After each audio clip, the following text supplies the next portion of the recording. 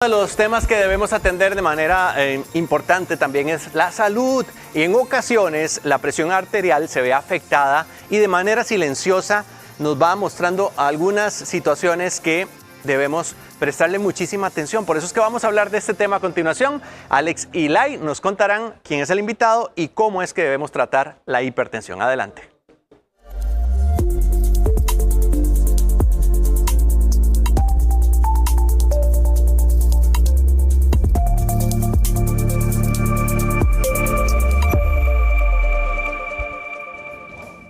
Así como lo decía Dani, una condición silenciosa, pero que va picando así como el agua en la piedra y que es el causante de muchos padecimientos, pero además de condiciones un tanto más extremas, Lai. Así es, y se le conoce como el enemigo o la enfermedad silenciosa. Hoy tenemos al doctor cardiólogo y experto David Villegas, quien, bueno, es gran amigo de nuestra familia. Gracias por venir. Cumplió su promesa y nos va a hablar de este tema que, si no me equivoco, doctor, los índices en Costa Rica son bastante altos. Bienvenido. Bueno, muchísimas gracias a todos y a todas por la invitación. Aquí estamos. Hay que cumplir la palabra definitivamente. Con respecto a la hipertensión arterial, todos son cifras verdaderamente macroscópicas. Podemos decir que es una verdadera pandemia lo que tenemos con respecto a este trastorno. Se estima que afecta aproximadamente al 40% de la población mayor de 20 años, no solamente en nuestro país, sino a nivel mundial. Estamos hablando que una estimación que se hizo en el año 2022 en Costa Rica, estábamos aproximadamente contando con 1.800.000 personas que padecen de hipertensión arterial. Y a nivel mundial, según la última cifra arrojada por la última guía mundial de hipertensión, estamos hablando de aproximadamente 2.600 millones de personas que padecen de hipertensión arterial. Doctor, ¿es un tema genético que ya existe una predisposición o también se atribuye a malos hábitos también? La salud del ser humano es una combinación de los tres factores, no solamente la predisposición genética, en donde si tu papá padece de presión alta, tu mamá padece de presión alta, tu hermano padece de presión alta, pues obviamente vas a tener un riesgo mayor de desarrollar la hipertensión, sino también definitivamente de los hábitos, los malos hábitos, el sedentarismo, los malos hábitos de alimentación. Hoy que vamos a hablar un tema tan importante de los pilares de la alimentación durante el embarazo, pero también el entorno. Ese es el triángulo que compromete al ser humano, la genética, el ser humano per se, pero también el medio ambiente. Vivimos en un entorno donde cada vez hay más estrés, donde cada vez hay más presión. Las presas son una condición de mucho estrés, todos los días las vivimos, entonces definitivamente eso viene a aumentar la predisposición genética que la persona trae y asociado definitivamente a los malos hábitos que adquiere durante la vida. Doctor, vamos a aprovechar para abrir nuestra línea del WhatsApp, que es el 7003-1234, para que nos pueda dejar sus consultas y que inmediatamente el doctor las pueda resolver. Doctor, cuando hablamos de hipertensión, ¿cuáles serían los rangos normales, entre comillas, y cuándo ya estaríamos en presencia de una hipertensión? Esa es una pregunta muy importante y a lo largo del tiempo se han dado una gran cantidad de definiciones para poder hablar de una hipertensión arterial. Existen estudios en los cuales ya con cifras tensionales por arriba de 115 de la presión arterial sistólica o la de arriba y de 75 de la presión arterial diastólica o la de abajo, la persona ya empieza a tener predisposición, a tener daño a nivel del endotelio. Ok, vamos a hacer un paréntesis porque aquí hay que mencionar a partir de los parámetros del doctor, lo que nos han dicho es que la presión normal es 120 sobre 80. Ok, esos son los parámetros normales. Entonces, a partir de lo que está diciendo el doctor, ¿cierto? Cuando ya empezamos a ver que empiezan a variar esos numeritos, ahí es importante tomar en cuenta que hay que salir corriendo a buscar ayuda? Es doctor?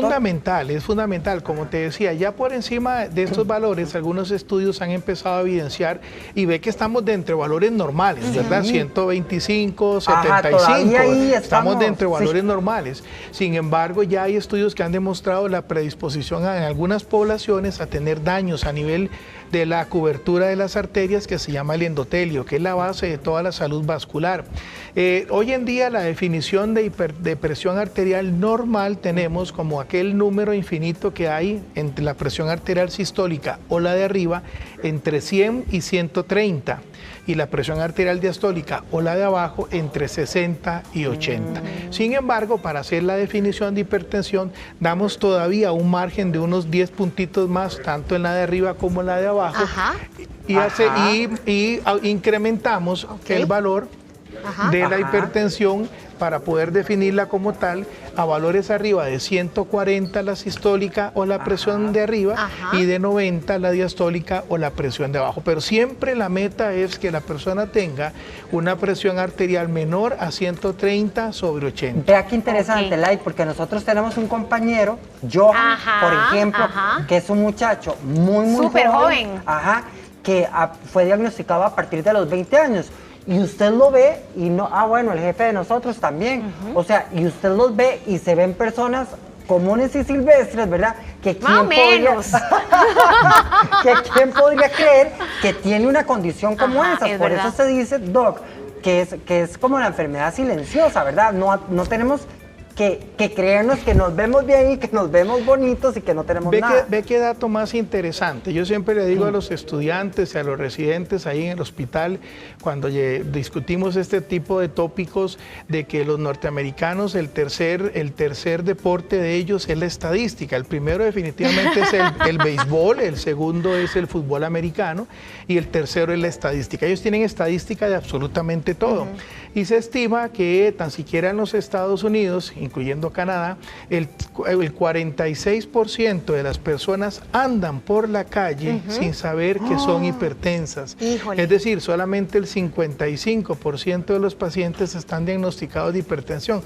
Por eso es que se utilizan términos como el asesino silencioso, el daño silencioso, porque cuando ya la persona se percata del problema que tiene, muchas veces ha tenido meses o incluso años de estar padeciendo de presión alta y ya empieza a lesionar diferentes órganos. Doctor, y estos síntomas, llamémoslos tal vez tardíos, que va a manifestar el paciente, ¿cuáles podrían ser?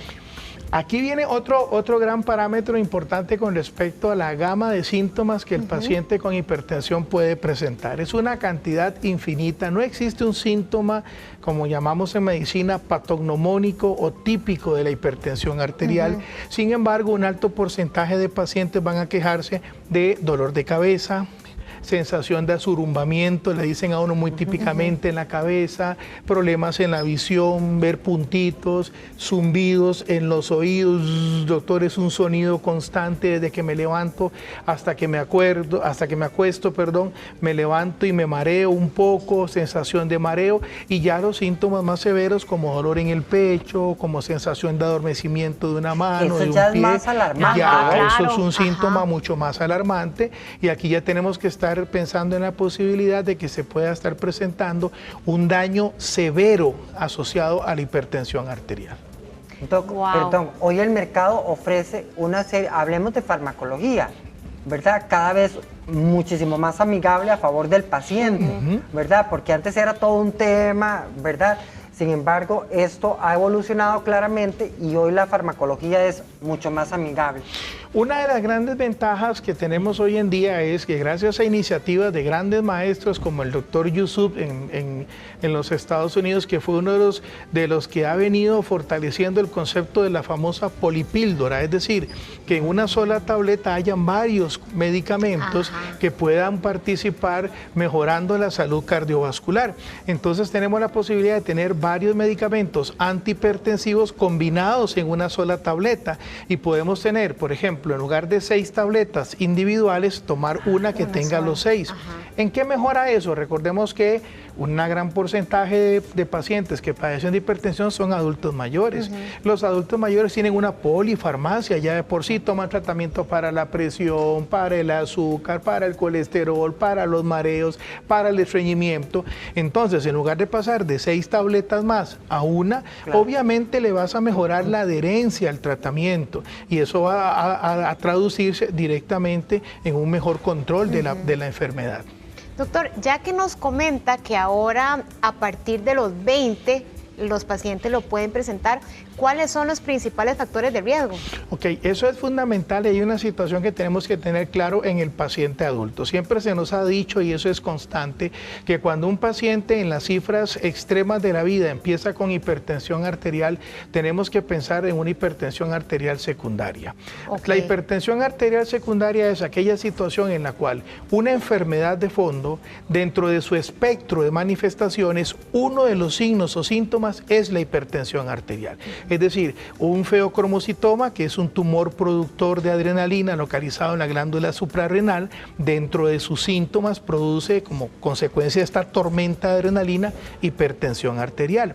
Trastornos a nivel endocrinológico, dentro de sus síntomas producen hipertensión arterial. Problemas en los riñones, dentro de sus síntomas producen hipertensión. Entonces, en un paciente menor de 30 años, en un paciente mayor de 70 que empiece a padecer de hipertensión en lo que llamamos nosotros las edades extremas, tenemos que hacer una investigación muy detallada para que no se nos vaya desapercibido una enfermedad secundaria que esté causando la hipertensión arterial. Entonces, factores de riesgo siempre van a ser los mismos.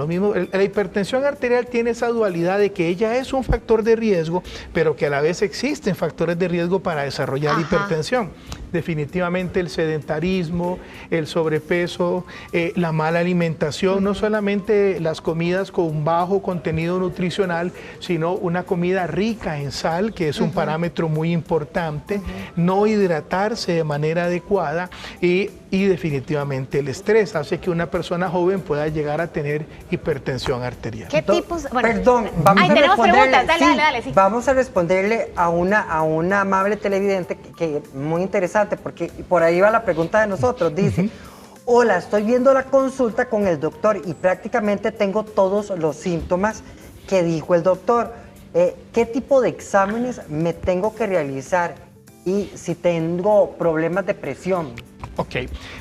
La valoración de la hipertensión arterial siempre conlleva una valoración completa en un servicio. Hay que hacerte todo un interrogatorio, todo un examen físico y obviamente tomarte la presión arterial. Hoy en día el método que menos utilizamos para el diagnóstico de hipertensión es la toma de la presión en la oficina, en el EVAIS, en la clínica. Ya no tanto, doctor. No es tan recomendado porque las personas presentan cierto grado de ansiedad, cierto grado de angustia. Ir a la clínica, ir al EVAIS, ir a donde solo el hecho de caminar hasta el EVAIS nos genera un poco de ansiedad. Entonces hay personas que tienen una condición hiperadrenérgica, todavía denominada en la última guía que salió hace 3 meses, hipertensión de bata blanca, cuando llegan a un entorno médico, a un entorno de salud, y eso le genera tensión y se le sube la presión. Entonces, hoy en día el método más adecuado para llevar a cabo el control de la presión consiste en la automedición de la presión arterial en tu hogar, en tu entorno, en tu sillita, en tu mesa, en tu cama. Tomás la presión a diferentes horas del día y vamos haciendo un tabulado en un cuadro para llevar el control y cómo se está comportando esa presión. Si ya yo sé que el valor meta es 130 o menos, 80 o menos, si yo empiezo a notar constantemente valores por encima de ese patrón de referencia, voy a tener una alta probabilidad de ser hipertenso.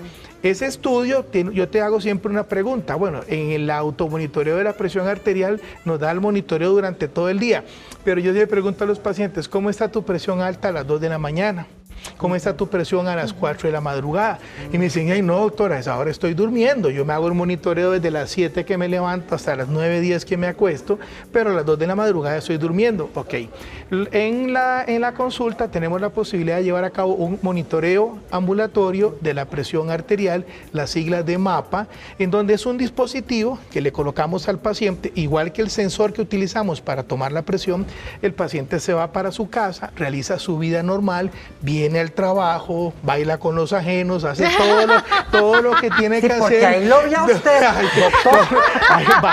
Hace todo lo que tiene que hacer en el día a día, y al final el dispositivo te está tomando la presión de manera constante y está guardando en su memoria. Cuando la información... ¿Y por qué no lo trajo, ¿no? No, imagínate, la próxima es una promesa, lo vamos a traer. El doctor que cumple. No, la próxima lo vamos a traer. Entonces ahí vemos el comportamiento de la presión exacta y fidedigna durante todo el día. Hablemos de pacientes jóvenes, así como nosotros. Sí, claro. Así jovencitos como nosotros.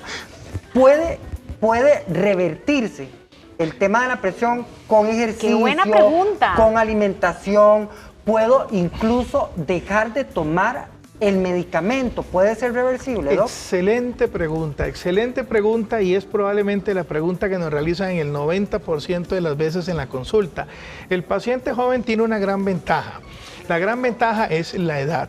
Obviamente sí, una persona joven que por sus malos hábitos, por ejemplo, hablemos del sedentarismo, del problema de alimentación, del fumado o peor aún, del vapeo, de que no realiza actividad física, de que está sometido a un ambiente de estrés, desarrolla presión alta o toma licor, por ejemplo. Si esa persona hace un cambio en sus hábitos de vida, es decir, los hábitos que lo llevaron a ser hipertenso, empieza a caminar, deja de fumar o de vapear, empieza con una dieta sana, hace ejercicio regularmente, trata de regular lo más difícil, la situación de estrés, porque es mucho insight de eso que hay que hacer un ajuste uno, muchas veces hasta con tus hábitos de vida y tus hábitos de trabajo. Podemos alcanzar reducciones, mira, impresionantes en el valor de la presión de hasta 20 milímetros de mercurio. 20 milímetros de mercurio, es decir, los mejores antihipertensivos del mundo andan en cifras de disminución de la presión que oscilan entre 15 y 20. Es decir, yo con los cambios en mi vida puedo llegar a tener efectos mejores que cualquier medicamento antihipertensivo que hay en este momento en el mercado. Entonces, obviamente sí, puedes revertir tu condición, puedes, además, otra cosa muy importante, recuerda siempre que el primer tratamiento que se le da a una persona que tenga enfermedad crónica, diabetes, colesterol, triglicéridos, presión alta, son los que llamamos nosotros medicamentos no farmacológicos, es decir, todos estos cambios en el estilo de vida. Entonces, si usted hace esos cambios en el estilo de vida, logra estabilizar su condición, puede que usted diga, doctor, ¿y este medicamento? No, mira, no lo sigas tomando porque mami te está bajando mucho la presión, perdiste 10, 12 kilos, estás comiendo bien, ya no tomas licor, ya no fumas. Entonces, ojo, porque ese es otro tabú, doctor. Inclusive, es gordito, padece de la presión, no necesariamente. Ese es un tabú también. Ese es completamente un tabú en todo el sentido, no solamente la presión, el colesterol, la diabetes. Y un estudio reciente evidencia una información muy interesante. Empezaron a hacer análisis de personas de acuerdo al hábito corporal y vieron personas con problemas de sobrepeso que hacían actividad física de manera regular, pero probablemente la alimentación no era como la mejor complemento con respecto a la actividad física. Y otras personas con índices de masa corporal perfectas, casi que modelos, ¿verdad? Pero que no hacían ningún tipo de actividad física, y resulta que el daño a nivel del endotelio, que es el cobertor de los vasos sanguíneos y el que define tu salud prácticamente cardiovascular, en las personas delgadas, sedentarias, es mucho mayor que en el gordito que hace actividad física regular. Entonces, ese es un gran mito que la gente maneja, ¿verdad? Yo soy, bueno, gracias a Dios, por mi constitución genética, por mi constitución corporal, soy una persona delgada, pero eso no me exime de que yo vaya a tener un riesgo cardiovascular. Doctor, a una amiga mía que es bastante delgada en su contextura general de siempre, ella fue a hacerse exámenes porque no se sentía bien y el doctor le dijo, para que usted se pueda hacer una idea clara, usted en este momento es como una papita frita. Delgadita, pero llena de grasa por dentro, le dijo. Completamente. Hay un concepto muy interesante que ha tenido auge en los últimos años, la salud cronológica y la salud cardiovascular. Es decir, hay personas que tienen 50 años, pero que son atletas, que son deportistas, que se cuidan y tienen una salud vascular de 25 años. Y hay otros que tienen 25 años y tienen una cronológica 25 años, pero tienen una salud vascular de 50, 60 años, ¿verdad? Diabéticos. Vean el caos que están teniendo los compañeros en el hospital de niños, los endocrinólogos, con la gran cantidad de niños diabéticos. ¿Cómo es posible que niños de 9, 10, 11 años sean ya diabéticos? ¿Por qué? Por los malos hábitos en la alimentación. Y nosotros los adultos somos los responsables. Totalmente. O sea, ¿cómo le vamos a echar la culpa a un niño de su condición? Totalmente. O sea, es porque nosotros no estamos... Tenemos que mejorar eso. Exactamente. Tenemos que Doc, mejorar. muchísimas gracias por habernos acompañado. Qué buen tema, doctor. Muchísimas gracias. Es un tema de nunca ¿sabe acabar. de qué tiene que venir a hablar un día de esto? Claro, con mucho gusto. Vea, lo esperamos dentro de 15 días. O la otra semana. Fijemos Doc, la ¿sabe cita. qué tema? Porque me parece interesante. Mucho se habla del soplo, pero pocas veces sí le dan un diagnóstico de soplo, pero a veces no se le explica al padre de familia qué es el soplo, en qué consiste. Cómo cuidar al chiquillo o no, qué cosas se le puede... Que esperar también exactamente, durante los años, y son temas ahí que quedan en el aire, que la población con soplo en Costa Rica es interesante, pero poca la gente... El soplo cardíaco es uno de los 5 grandes pilares en la presentación de la enfermedad cardiovascular. Totalmente. Dolor torácico, hablamos de pero problemas del corazón.